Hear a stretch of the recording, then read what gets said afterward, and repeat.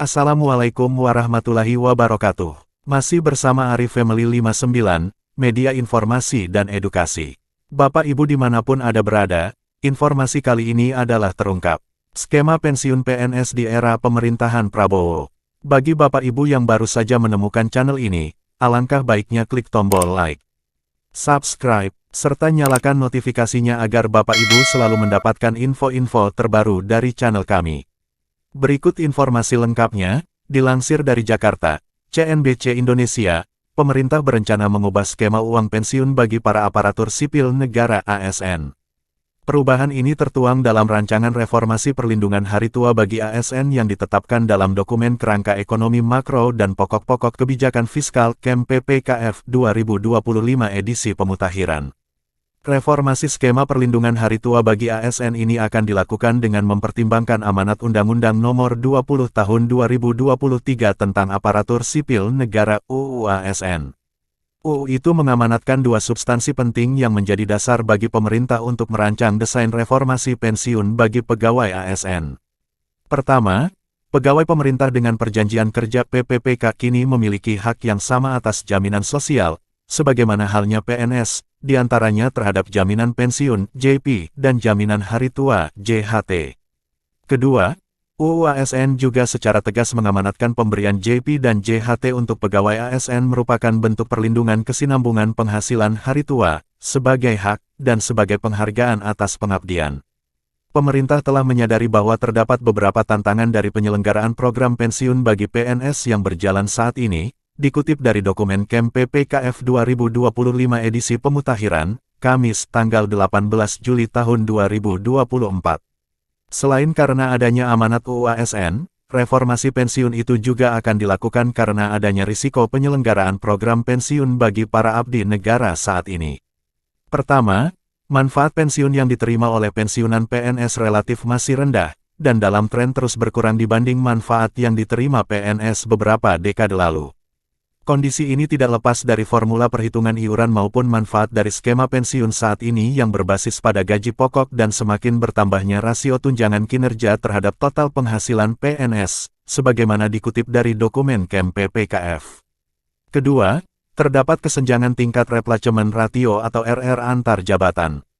RR cenderung lebih rendah untuk tingkat jabatan yang lebih tinggi. Contohnya, pensiunan pejabat eselon 1A hanya menerima manfaat pensiun kurang dari 10% dari penghasilan terakhir. Selain perlindungan hari tua yang kurang memadai, rendahnya RR juga ditengarai menjadi salah satu pendorong perilaku koruptif sebagaimana temuan Komisi Pemberantasan Korupsi dalam kajian pada tahun 2018, dikutip dari dokumen itu. Ketiga, pemerintah menganggap penyelenggaraan program pensiun saat ini yang mengikuti skema manfaat pasti dengan pembiayaan pay as you go, yakni manfaat pensiun yang sepenuhnya menjadi beban APBN, berpotensi untuk terus meningkatkan risiko fiskal ke depan seiring dengan tren population aging. Beban ini diperkirakan akan terus meningkat.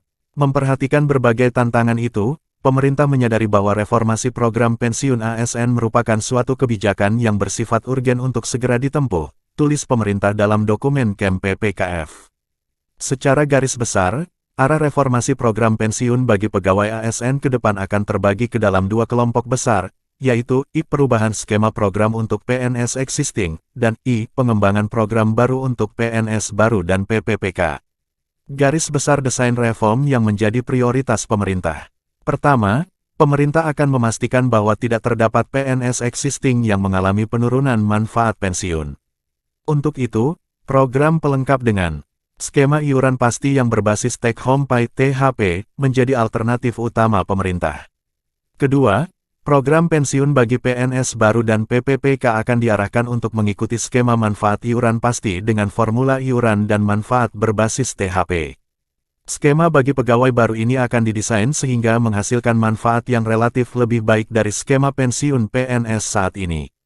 Penyesuaian skema dan besaran iuran berbasis THP baik untuk PNS existing maupun PNS baru dan PPPK diharapkan mampu mendorong distribusi RR yang lebih wajar antar jabatan. Ketiga, yang menjadi dasar reformasi pensiun ASN adalah desain baru harus memastikan terwujudnya kesinambungan program dan kesinambungan fiskal. Hal ini diperlukan untuk memastikan terdapat perbaikan manfaat bagi ASN dan juga tidak memberikan beban bagi generasi mendatang. Keempat, desain reformasi akan membagi beban pensiun antara pemerintah pusat dan pemerintah daerah.